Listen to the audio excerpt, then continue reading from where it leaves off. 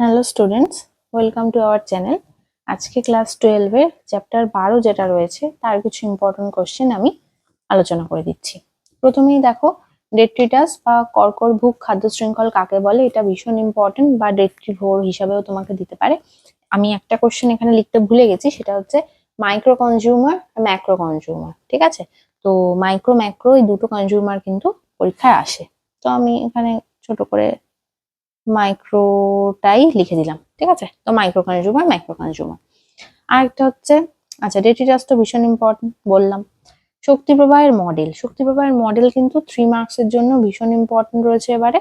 শক্তি প্রবাহের মডেলের মধ্যে ওয়াই আকৃতি মডেল তোমাকে আলাদাভাবেও দিতে পারে, আর বলতে পারে যে দুটো মডেল সম্পর্কে আলোচনা করো, তো তখন তোমাকে একতন্ত্রী মডেল, এক চ্যানেল যুক্ত মডেল আর দ্বি চ্যানেল যুক্ত মডেল দুটোই কিন্তু লিখতে হবে।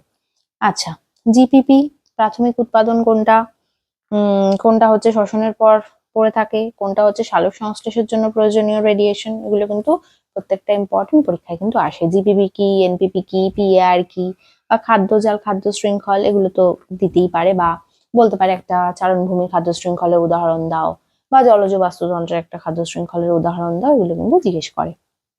বাস্তুতান্ত্রিক পর্যায় সাধনের ধাপ, এটা উদ্ভিদের বেসিক্যালি উদ্ভিদের পর্যায় সাধন। হ্যাঁ, যে কোনো একটা জায়গাতে প্রথমে কিছু মস, লাইকেন এগুলো আসলো, তারপর ধীরে ধীরে তারা সংখ্যায় বাড়লো, প্রতিস্থাপন হলো, স্থিতিশীলতা দেখালো, তারপর চরম ধাপে পৌঁছে গেল। এরকম ভাবে যে পরপর পরপর রয়েছে ব্যাপারগুলো, সেটা কিন্তু খুব ইম্পর্টেন্ট, খুব ভালো করে লিখতে হবে। হ্যাঁ, আচ্ছা, সিরি কাকে বলে, খুব ইম্পর্টেন্ট। পাইনিয়ার আর climax community, very very important. Pioneer কোনো একটা স্থানে ফার্স্ট যারা আসে তারা পাইনিয়ার, আর যারা লাস্ট অব্দি টিকে যায় তারা হচ্ছে কি ক্লাইম্যাক্স।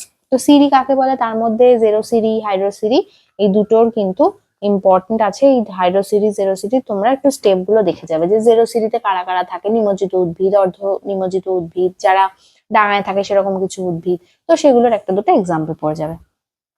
আচ্ছা, বাস্তুতন্ত্রে অজৈব উপাদানের গুরুত্ব, এটাও খুব ইম্পর্টেন্ট। যেরকম আলোর কি গুরুত্ব আছে, জলের কি গুরুত্ব আছে, এটা আসলে আশা করি সবাই এটা পারবে। এটা ছোটবেলার একদম সেই পরিবেশ সংক্রান্ত একটা কোশ্চেন।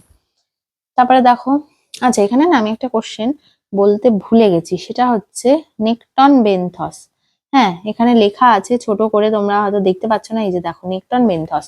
নেকটন বেনথস কাকে বলে জিজ্ঞেস করে, কারা জলে ভেসে ভেসে থাকে সেরকম কিছু প্রাণী, আর যারা হচ্ছে একদম নিচের দিকে থাকে সেরকম কিছু প্রাণী। তো এদের কিন্তু উদাহরণও পড়বে, এটাও কিন্তু ইম্পর্টেন্ট আছে। হ্যাঁ, আমি লিখেছিলাম, এত ছোট করে লিখেছি আমি, নিজেই পরবর্তীকালে আর কি দেখতে পাচ্ছিলাম না। তো যাই হোক, উল্টানো পিরামিডের উদাহরণ, এটা উদাহরণ হিসেবে আমি বলেছি। উল্টানো পিরামিড কোথায় হয়, কখন হয়, সেটা পড়বে। আর সম্পূর্ণ না, সরি, অসম্পূর্ণ আর অস্থায়ী বাস্তুতন্ত্র কোনগুলো, সেটা কিন্তু পড়বে। হ্যাঁ, একটা হচ্ছে কি গুহার বাস্তুতন্ত্র, আর একটা হচ্ছে কি তোমার অ্যাকোরিয়ামের বাস্তুতন্ত্র। তো সেটা কিন্তু ভীষণ ইম্পর্টেন্ট। অসম্পূর্ণ মানে দুটো বা একটা মিসিং থাকবে, যে তোমার ট্রপিক স্তরের লেয়ার গুলো মিসিং থাকবে। তাহলে ট্রপিক স্তর কি, ট্রপিক স্তর হচ্ছে শক্তির লেয়ার, যেটা ধরো উৎপাদক আছে, তারপর প্রাথমিক খাদ্য, গৌণ খাদ্য, এরকম করে যে যাচ্ছে, এটা হচ্ছে ট্রপিক বলা হয় স্তরগুলোকে। আচ্ছা, তো অসম্পূর্ণ হচ্ছে যেখানে এক বা তার বেশি তোমার ট্রপিক স্তর মিসিং থাকবে, সেটা অসম্পূর্ণ।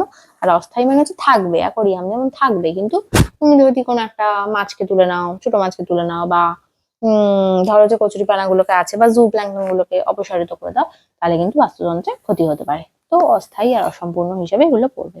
ঠিক আছে, খুব তাড়াতাড়ি আমি শর্টের মধ্যে বলে দেওয়ার চেষ্টা করলাম। খুব খুব খুব ইম্পর্টেন্ট কোশ্চেন গুলোই বললাম। সবাই খুব ভালো করে পরীক্ষা দিও, এই কোশ্চেন গুলো থেকে কমন কিন্তু আসবে। ঠিক আছে, খুব ভালো পরীক্ষা হোক সবার। টাটা।